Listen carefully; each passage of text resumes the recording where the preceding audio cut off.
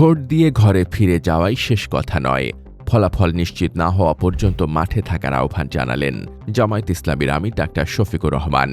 11 দলীয় নির্বাচনী জোটের বৈঠক শেষে তিনি সতর্ক করে বলেন, ভোট চুরি হতে পারে, তাই জনগণকে সজাগ থাকতে হবে। এবং ভোটের রেজাল্ট হাতে না নিয়ে আপনারা কেউ ফিরবেন না, কারণ আপনি ভোট দেওয়ার পরেও আপনার ভোট নয়ছয় হয়ে যেতে পারে। আবার ভোট দেওয়ার আগেও বিভিন্ন ধরনের সমস্যা কেউ কৃত্রিম সংকট সৃষ্টি করতে পারে। এ নির্বাচনে হ্যাঁ ভোটের বিজয়কে তিনি বাংলাদেশের বিজয় হিসেবে তুলে ধরে বলেন, এর মাধ্যমেই বিচার সংস্কার ও জুলাইয়ের বাস্তবায়ন সম্ভব। জানান, হ্যাঁ বিজয়ী হলে আবরার ফাহাদ থেকে শরীফ ওসমান হাদী হত্যার বিচার হবে।